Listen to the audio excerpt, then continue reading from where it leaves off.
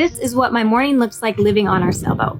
Waves are wrapping around this island and hitting us, so we need to sail somewhere new, which means I need to clean up all of our stuff so that nothing washes away.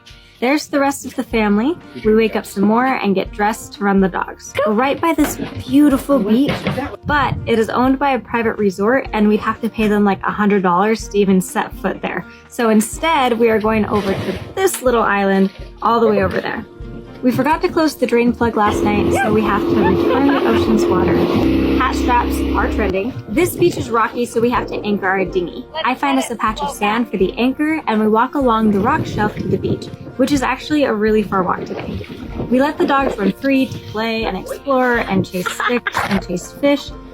And then we walk back, I grab the anchor, we head back home, the dogs swim off their sand, climb up their little ramp, we raise the big anchor, tether in the dogs, and unfurl our sails to the next event. This is how we have unlimited fresh drinking water while living on our sailboat. We collect sunlight in the solar panels that we installed on our bimini. The power charges our lithium power bank. These are the batteries that power our whole boat. If I was going to go sailing, I'd want to go with these. They know exactly what they're doing.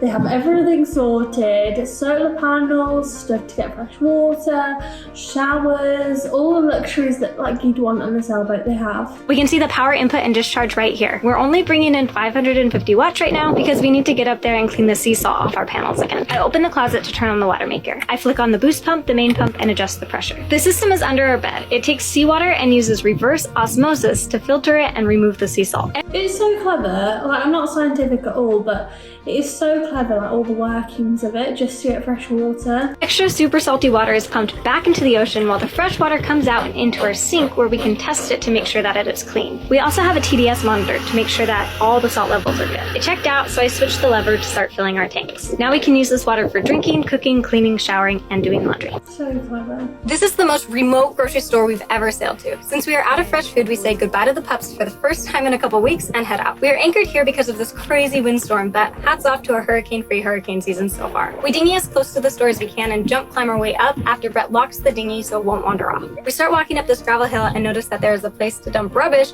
for free. It could be a few weeks before we have another chance to throw away trash, so Brett runs back and grabs our garbage. Yeah, like I didn't even think about that. Like, you're gonna have to throw your rubbish every time you stop, so you'd have to take it onto the dinghy, get it onto like the mainland, and then throw it away, and you might be asked to, you might be charged just to throw your rubbish away. We walk a few leagues up the hill to the left and find the tiny grocery shop. We put on the masks we managed to actually remember this time and head inside. We're welcomed by sweet, sweet air conditioning and a friendly cashier. The shop has multiple levels and is full of these cute little alcoves. It reminds me of a library. The next produce shipment isn't for a couple more days though, which means the selection is limited, but better than nothing. We stock up on what we can fit into our backpacks and then skedaddle back down the hill with a small pause for wildflower admiration. It's a beautiful commute home as always, followed by a happy family reunion and a delicious snack.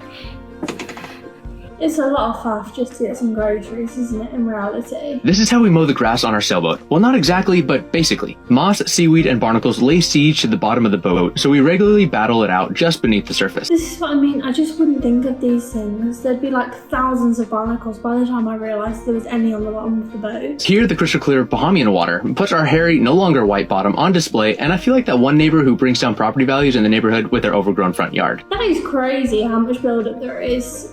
Like, I guess you don't think about it, like all the moss and algae and stuff, it's not like the first thing you think of, is it, when you think about sailing? Before diving in, it starts pouring rain, so I hurry and scrub the deck because it's free and freshwater is a highly valued commodity out here. I haven't quite gone full Kevin Costner Waterworld yet, so today I'm using the blue Nomad. It's kind of like scuba diving, but without the tank. And between the two batteries, I should get a couple hours of air to wrestle with our unwelcomed guests. Now that I'm in the water, I use a scraper to get the barnacles to release. Considering the reproductive organ to body ratio, it's understandable why they're so hard to get off. Cleaning the bottom is usually a peaceful exercise, except today I had this creepy shadow approaching me. Turned out to just be a huge chunk of seaweed. Whew. Anyways. Oh, that makes me feel so uneasy, like open water. If I was in open water and I saw an open shadow coming towards me, I would panic. I'd immediately think, shark, and I'd get out of the water. Try to clean the bottom every week or so to protect our home, and also because it's a sailboat, getting rid of all that parasitic drag means we can sail a lot faster. Yeah, I didn't even think about it like that.